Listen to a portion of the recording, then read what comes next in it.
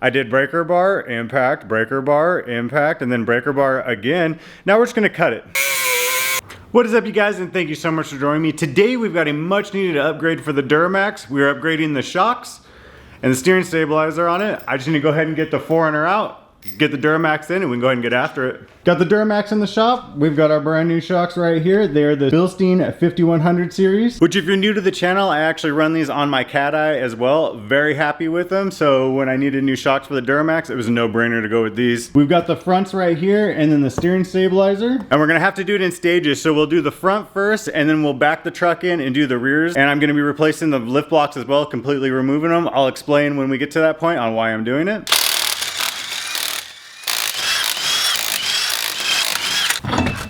Wheel and tire off. I was gonna go ahead and paint the frame, scuff it up, shoot the frame while we're in here, and probably do the control arm and all of that, but I'm just gonna go ahead and hold off. Because I thought I had cleaned everything up from the power steering fluid and the grease that got everywhere when the hydro boost and the power steering lines were leaking. I've got a video on that if you guys are having that same issue, but I didn't clean all of it up and I don't really want to deal with it today, so we're just gonna go ahead and replace the shock today. When we upgrade the brakes and the brake lines, I'll go ahead and scuff everything up and repaint it, making it look really good. But we are gonna be replacing the sway bar bushing. That's all blown out right there, and I got a new skid plate for the front as well. So what we're gonna do now is go ahead and remove the flare, get the inner fender well out. That way we can get to the top bolts there and we can just yank the shock out and we can move on to the other things.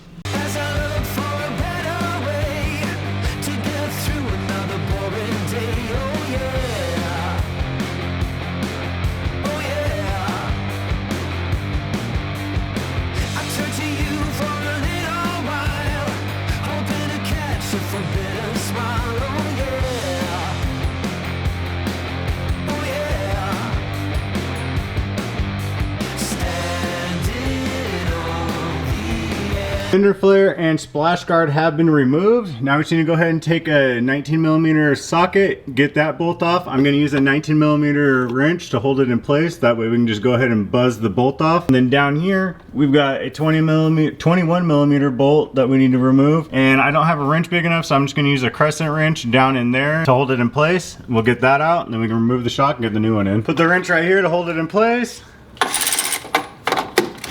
Take a wrench up top, break it free. That wasn't super tight, that's a little concerning. Bam! Now I'm gonna get my wrench in place on this nut on the back side. Use the mini impact. Well, that's on there. Let's crank it up to 3. Try it again. There we go. Bam! Now getting it out shouldn't be too much of a pain. I'm just worried about getting the new one in. Oh yeah, that thing is dead. It didn't even come back up. Trying to turn it to get the caliper out of the way. And there we go. Yeah, I think she's dead. It doesn't even come back up. You have to actually pull it out. Sweet. Wanted to get a quick side-by-side of the dead blown out one versus the new pretty awesomeness on top of my fancy workbench we've got here. And then I also, while it's out, I want to show you guys how to install the bushing hardware. Some of you might not know which way it goes. This one right here will go on first. So we'll go ahead and slide that on top of the shock. Then we'll go ahead and get it installed. That'll go up against the perch. And then this bushing will sit on top, and then the nut will hold it in place. Okay, let's get it installed. I did use the jack right here to lift up the control arm a little bit because it's just such a gnarly drop angle. It's gonna make it a pain to get this in, so hopefully this helps a little bit. That actually helped a lot. So I'm gonna go ahead and get the bushing on top, the nut in place. We're gonna drop the control arm. A little more aggressive than I anticipated, but it's down. We'll just have to push the shock up to get it in place here, but I'm gonna go ahead and tighten the top. And I'm just gonna take the 17mm wrench right there on the bolt, and then I'm gonna take this crescent wrench to hold the top. That way it doesn't spin on me. And this is gonna take a minute, so I will get back to you guys as soon as this is tight. And I stopped dropping things. Top is all tightened down and good to go. Now we just need to go ahead and get the bottom bolts in. That lined up. It's best to use a pry bar. You can muscle it up. I've done it in the past, but hopefully this pry bar will help. Come on now. There we go. Bam! Do the nut on the back side. The CV axle in the way makes it a bit of a pain getting this nut on the back. Got the crescent wrench on, and I'm just gonna do however many ugga-duggas I see fit.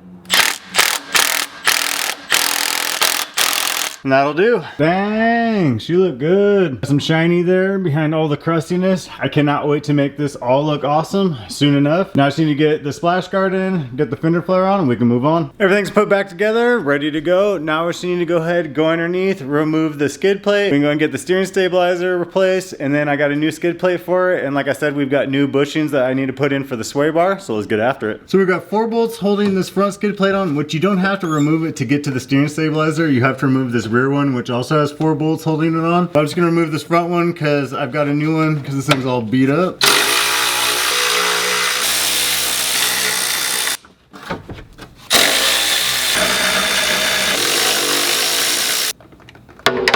Not the best angle because I can't get the truck up high enough, and don't mind the grease, that's just from the power steering lines. There's the steering stabilizer right there. It'll be 2 18mm bolts, and we can go ahead and get it out. So I did lie, there's a post right there that you're gonna have to remove. It's an 18mm nut on the back side, and then whatever size this is, I'm just using my big crescent wrench, gonna remove that. Just like the shocks, this is dead and crusty. Nice shiny new awesomeness. And then how I got the post out is I just took a 22mm socket, put it on it with a breaker bar and twisted, and it popped right out. Now this is press fit in, so it's a bit of a pain, but with a breaker bar, made it much easier. Time for the pretty new one. I wasn't able to record much because you couldn't really see anything anyway, but there she is, all installed, good to go. Now it's time to move on to the sway bar bushings.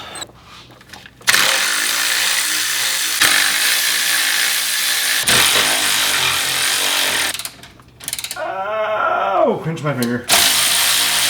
Oh, that one's dead. Yeah, I think this one's a little blown out. This one's got a few miles on her. Got the nice new Moogs, ready to put them on. Let's get them installed. Yeah, these are so much nicer.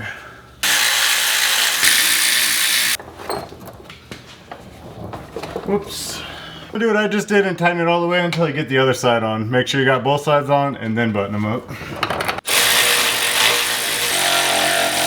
Looking way better. Again, I can't wait to have everything painted, but that's looking so much better. Ooh, shiny. I'm gonna get you guys a quick comparison of the skid plates, the old blown out one, the nice new one. Now these are really just wind deflectors because to me a skid plate's metal, and yeah, this is plastic.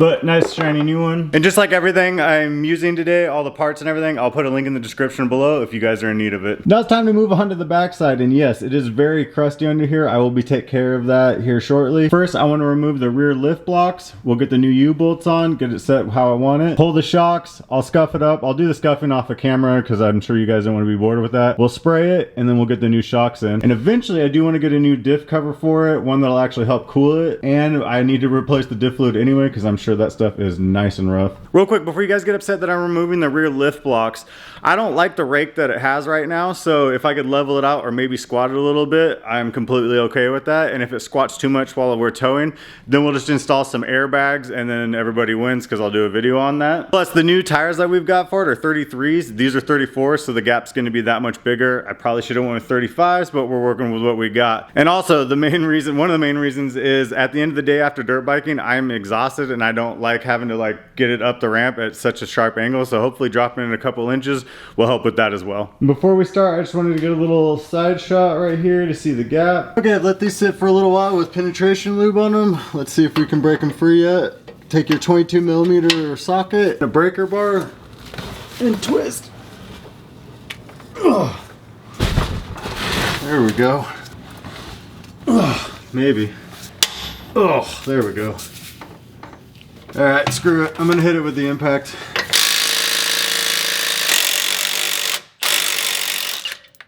Yeah! Okay, I'll give that one a rest. Alright, let's try this by hand again. Got one of them off. There we go. Oh my gosh, that thing is welded on there. Okay, fresh battery pack. Let's see if this wants to budge at all.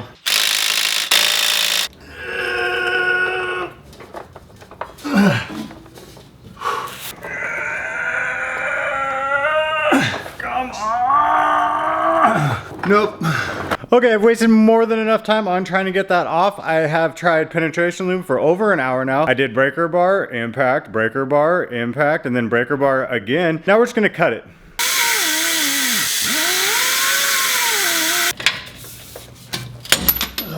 There we go. Oh, right in the face. Yeah. Yeah.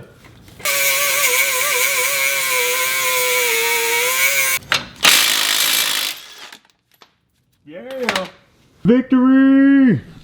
Okay, now that that's off, we're gonna take the jack, put it up underneath the tow package right here, lift it up just enough to where we can get the lift block out. Back if it's all jacked up, I'm trying to wedge this in here to get it out. Oh, shit. Got it. Okay, well the leaf springs had a little more drop than I anticipated, so I went ahead, took the jack, put it on the front of the leaf spring and jacked it up. And now we can get it out. Now I just need to lower it down and line it up.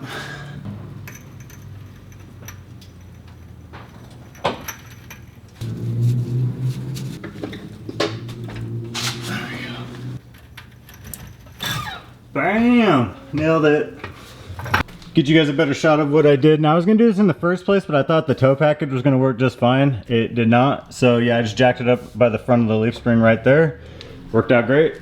Got the new hardware on. Now I do need to trim them up because it looks pretty lame like that. Plus I need to be able to get a socket on there. But after I trim them up, I'm gonna torque them down to 110 foot-pounds and then I'll do the passenger side and then we can move on to the shocks finally. Like I said, we're gonna get these down to 110 foot-pounds. 1, 2, 3, 4.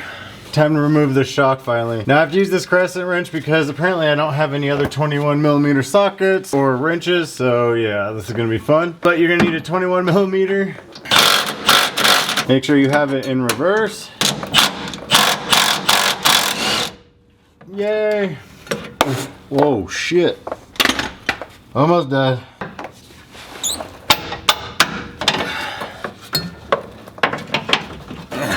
Worry about getting that out all the way in a minute.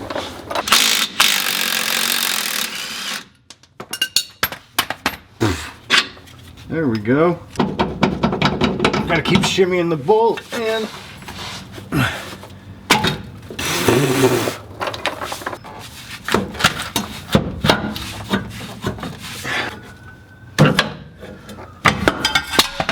yay!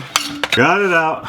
Another quick comparison, crusty dead one versus nice new one. Let's get that one installed. All right, let's get this bad boy installed. Also, I did want to note, leave this band on. There's a band on the shock. There we go, I think you guys can see it right there. Leave it on for now. It'll make it a lot easier to compress it just that little bit to get it installed. I made that mistake with the cat eye, never again.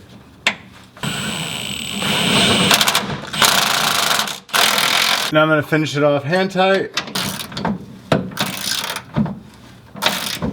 Okay, hopefully this isn't too much of a pain.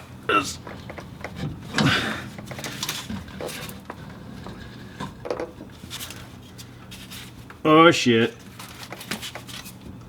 Oh, came off the strap. This is not a good angle.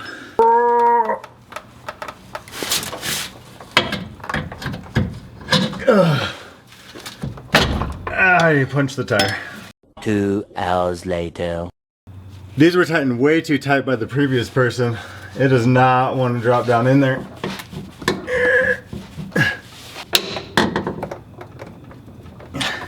So this is the issue I'm having with, is it's just sitting right on top of the perch right there. It's pinched too tight, so now I gotta try and stretch it out, then I can try and drop it back down in there.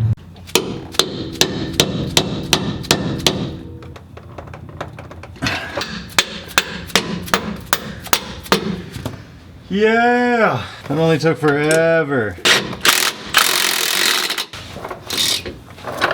And bam, it was winning the battle, boys, but we won the war. She's all installed, nice and shiny. Got the passenger one installed as well. Now, like I said, normally it shouldn't be that much of a pain, but if you work on vehicles as much as I do, or just in general, you guys know that it's gonna happen. Like, regardless, car stuff happens. So we're gonna go ahead and get everything cleaned up, get it out on the road, and see how she feels. Okay, boys, it's been about a week or so since the last clip. Now, I just kind of left it off like that. We were gonna drive it around, get some before and after, but I didn't get any before. I was unaware of that. I thought I got some before of the ride quality, but after has been great. She rides so much better. I mean, obviously the front shocks were pretty blown out, but it's helping a lot. And the rear, I don't know if it's removing the lift blocks. Obviously the new shocks are helping, but it rides a lot smoother. Hitting bumps, the back end doesn't want to hop up off the ground and everything. I'll get you guys a quick look of what it looks like for those of you that were worried that it was going to be squatted. I think she looks great. That's like the perfect ride height that I wanted. It's not too much of a squat or really any squat at all, and it's not got the rake look like I hated, so very happy with it. Now it's just time to get the new wheels and tires on. That'll be the next video. I'm extremely excited about that. I hope you guys like them,